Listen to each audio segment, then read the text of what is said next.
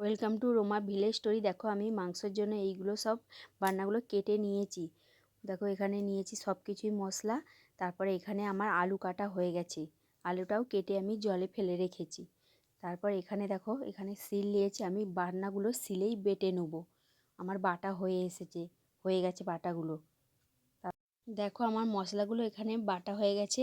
তারপর আমার কড়াটা গরম হয়ে গেছে, ওর মধ্যে দিয়ে দিলাম আমি একটু তেল, সর্ষের তেল। তারপর তেলটাকে একটু আমি ভালো করে কড়ার মধ্যে বুলিয়ে দিলাম। তেলটা আমার গরম হয়ে আসছে। দেখো বন্ধুরা, পুরো ভিডিওটা দেখতে থাকো। তারপরে ওর মধ্যে আমি দিয়ে দিচ্ছি আলুটাকে আমি ভালো করে ভেজে নিচ্ছি। বন্ধুরা পুরো ভিডিওটা দেখতে থাকো, ভালো লাগলে একটা লাইক করো, আমাদের পাশে থেকো। পুরো ভিডিওটা দেখো, তবে বুঝবে আজকে কি কি রান্নার রেসিপি করেছি। দেখো আলুগুলো আমার ভাজা হয়ে গেছে, বাদামি বাদামি কালার দিয়ে আলুগুলোকে আমি তুলে নিচ্ছি। দেখো তারপরে আমি ওই তেলটা ভালো গরম হয়ে এসেছে, ওর মধ্যে দিয়ে দেবো আমি একটু গোটা গরম মশলাগুলো আমার গরম হয়ে ভাজা হয়ে এসেছে। তারপর ওর মধ্যে দিয়ে দেবো আমি। দেখো বন্ধুরা কেমন লাগছে কমেন্ট করে জানাবেন।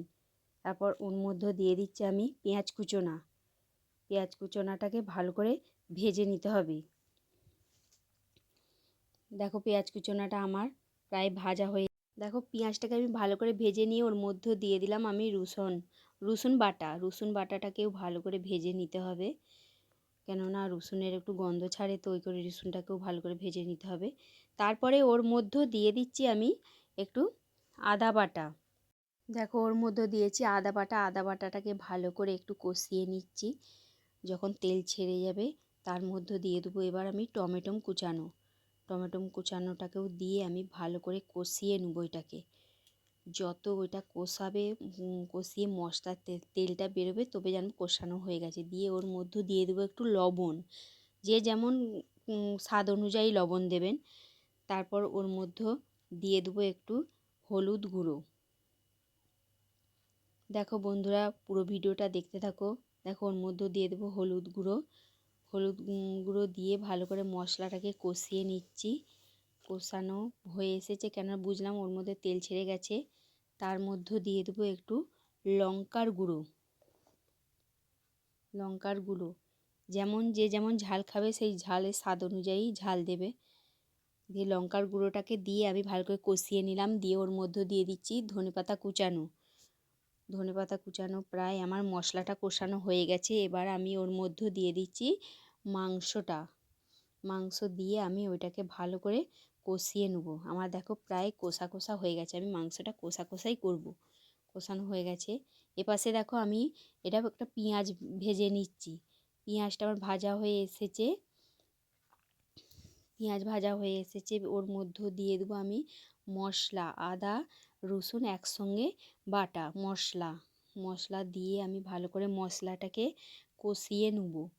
কষিয়ে নিয়ে তারপরে দেখো মশলাটা আমার কষানো হয়ে এসেছে, ওর মধ্যে তেল ছেড়ে গেছে। দেখো আমার মশলা ভাজা হয়ে এসেছে, তার ওর মধ্যে দিয়ে দিলাম এবার টমেটো কুচানোটাকে আমাকে ভালো করে ভেজে নিতে হবে, যাতে টমটমটা ওর মধ্যে সিদ্ধ হয়ে আসে। দিয়ে ওর মধ্যে দিয়ে দিচ্ছি একটু লবণ, যে যেমন লবণ খায় স্বাদ অনুযায়ী লবণ দেবে। দিয়ে দিচ্ছি এবার হলুদ গুঁড়ো দেওয়ার পরে আমি দিয়ে দিচ্ছি লঙ্কার গুঁড়ো দেওয়ার পরে দিয়ে দেবো একটু ভেজে নেবো। দিয়ে এরপরে দিয়ে দেবো আমি ধনেপাতা কুচানো। দিয়ে মশলাটাকে ভালো করে কষতে থাকবো, কষে আমি জলটা দিয়ে দেবো। ওই ছোটো বাটির 1 বাটি জল দিতে হবে, বেশি জল দিলে হবে না। দিয়ে ওই ভেজে রাখা মাছগুলো দিয়ে দেবো ওর মধ্যে। এগুলো কী মাছ বলো তো? এগুলো হচ্ছে তুলো শাটিং মাছ এগুলোকে বলে। একবার শুকনো করে এই মাছের ঝালটা হবে। ওর দিয়ে মাছগুলো দিয়ে দিয়েছি, মাছগুলো আমার একটু ফুটে উঠেছে।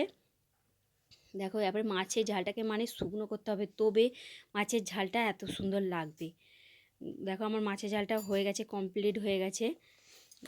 এখানে আমি মাছের ঝালটা ঢেলে নিচ্ছি। এই আবার একটা দেখো মাছের ঝালটা আমার পুরো কমপ্লিট হয়ে গেছে। এখানে নিয়েছি বেগুন কুচানো, বেগুনটাকে কুচিয়ে নিয়েছি। এপাশে আমার কড়াটা গরম হয়ে যাচ্ছে, দিয়ে ওর মধ্যে দিয়ে দিচ্ছি একটু সর্ষের তেল।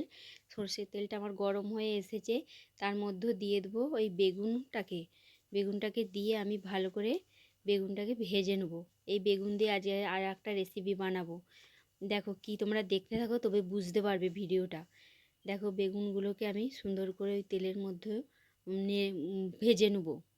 আমার বেগুনটা প্রায় ভাজা হয়ে এসেছে। দেখো বেগুনটাকে এবার আমি তুলে নেব।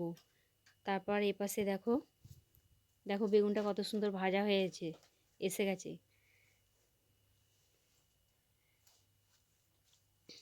এপাশে আমার কড়াটা গরম হয়ে গেছে, ওর মধ্যে দিয়ে দিচ্ছি একটু সর্ষের তেল।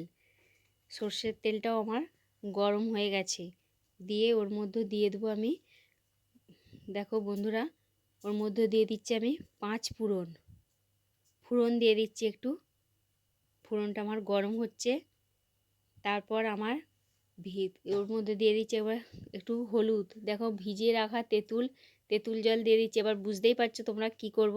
দেখো এই ছোটো পুঁটি মাছ দিয়ে আমি একদিকে ওইটাকে টক করব। দেখো এপাশে আবার দেখো আমার শাশুড়ি মা বড়ি দিচ্ছে, ডালের বড়ি।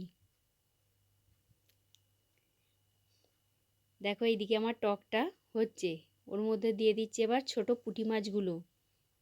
টকটা আমার ফুটে উঠেছে। বন্ধুরা কেমন লাগলো পুরো ভিডিওটা একটা কমেন্ট করো, সাবস্ক্রাইব করো, আমাদের পাশে থেকো আরও নিত্য নতুন ভিডিওর জন্য। দেখো লাস্টে আমি ওর মধ্যে দিয়ে দিচ্ছি বেগুনটা, কেন আগে থেকে বেগুন দিলে নরম বেগুন সিদ্ধ হয়ে গলে যাবে। এখানে আমার টকটা হয়ে গেছে।